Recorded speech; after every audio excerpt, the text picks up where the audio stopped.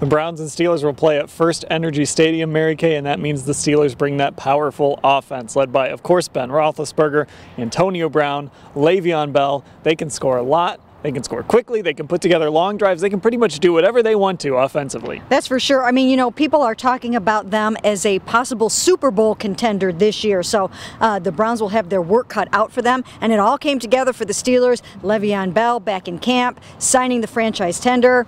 Ben Roethlisberger, we all know he's 20-2 against the Cleveland Browns.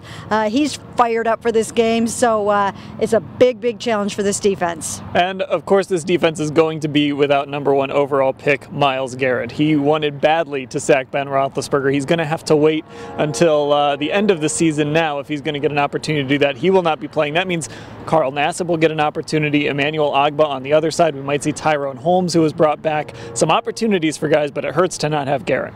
It really does. I mean, I know fans were so excited to see what he was going to bring to the table. You know, he came into this game talking big, like you said. He was willing to back up his statements that he wanted to chop down Ben Roethlisberger. Ben was fired up for that. Their offensive line was fired up to see him. And so it's a little bit of a letdown that Myles won't be playing in this game. And elsewhere in the secondary, well, you have the secondary that's going to be led by Jamar Taylor now. It'll be interesting to see if he matches up with Antonio Brown the whole game. Jason McCourty in the spotlight, Breon Body Calhoun with Joe Hayden gone, and we'll get to Joe. There's a lot of pressure on those guys in the secondary now. Oh, there really is. I mean, you have to wonder, I mean, how are you going to get all these guys covered?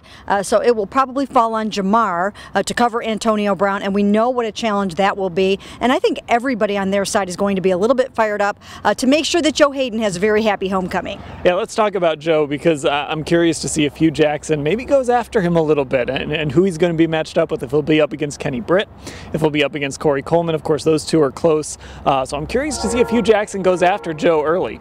Yeah, it will be very interesting. And I would imagine that, you know, that Joe's been able to help out with some game planning this week for the Cleveland Browns. So, you know, we'll see. You know, does he go? I would imagine that he would cover Corey Coleman. That would be my guess. But you just know that this is such a big emotional game for Joe and that he'll give those guys a big boost. And, of course, last but not least, DeShone Kizer making his first start.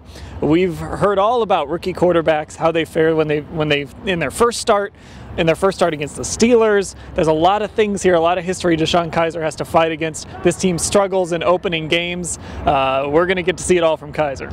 Yeah, and you know what? I mean, the game is going to get very, very fast for him on Sunday. They're going to throw every single thing at him that they possibly can. They will confuse him. They'll blitz him. They'll do everything that they can to give him a rookie welcome to the NFL. So he's going to have to stay as poised as possible. Browns and Steelers, 1 o'clock at FirstEnergy Stadium. And as always, you can find all our coverage at cleveland.com/Browns.